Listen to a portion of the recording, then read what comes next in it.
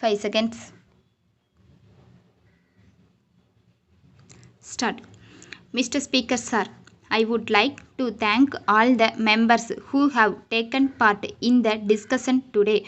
At the outset, I want to emphasize that for many countries, women were given only an inferior status in society and they have all along been denied their rights to education and independent living.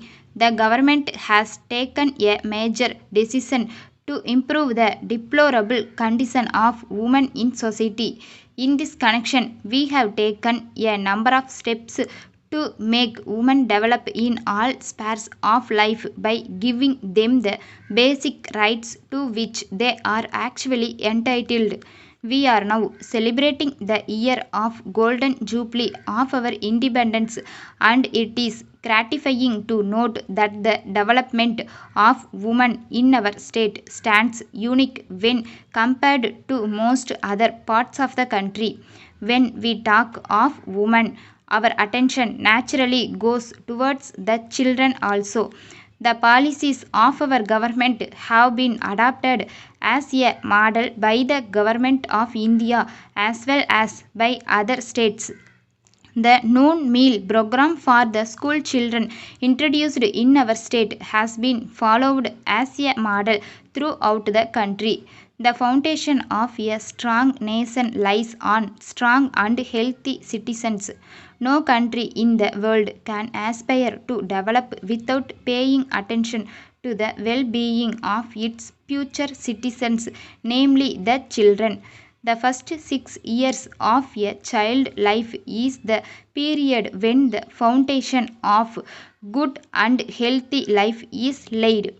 The government is therefore committed to provide child care services like nutrition, immunization, prevention of diseases, and preschool education to support the families living below the poverty line. I am happy to inform you that poor students up to the 8th standard are given pre-uniform by the government.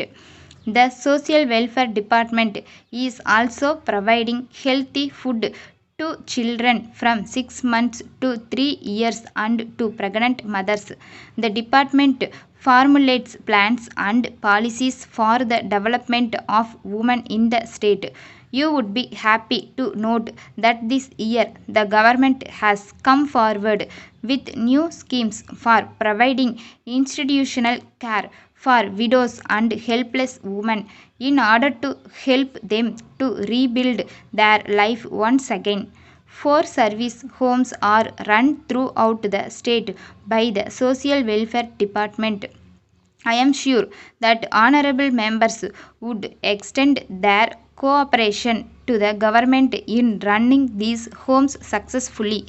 You are aware that with the increase in the level of education, more and more women are seeking employment opportunities today. This takes them away from their homes and families. Even though many women are coming forward for various jobs, for facilities for their accommodation are not available easily. Taking into consideration their hardship, the government has decided to open 3 more working women's hostels in urban areas this year. Any scheme could be made successful only if the intended beneficiaries have awareness about the existence of such schemes. Therefore, in order to provide information to women about the various schemes implemented for their welfare, a guidance center is functioning in the state. Many honorable members today spoke about the need for support for the girl child. The government, after careful consideration, have formulated a scheme for providing financial support to the parents to provide for education and marriage of their girl child. In this connection, I am happy to state that from this year, incentives would be given to those parents who opt for family planning after the first or second girl child. With this, I conclude my speech and request the House to grant the demand.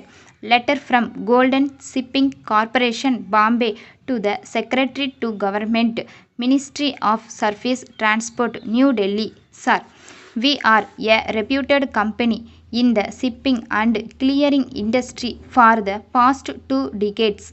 We would like to inform you that all along we have been enjoying a very good relationship with the port authorities as well as the departmental officers.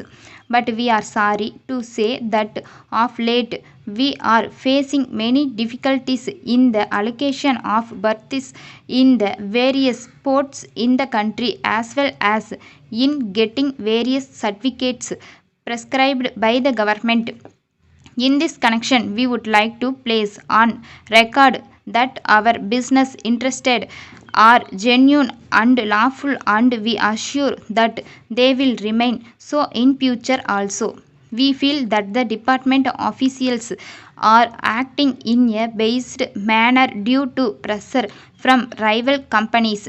Even if we submit all the forms and documents in a proper manner, they are returned back for some reason or other. Our employees are mad to run from pillar to post to get approval and sanctions. This kind of non cooperation and delay not only affects our functioning and clearing activities but also affects the good name earned by our company among the customers. We therefore request you to kindly take into consideration our past record and instruct your officials to help us in completing the routine formalities at least in future. Yours faithfully, Stop.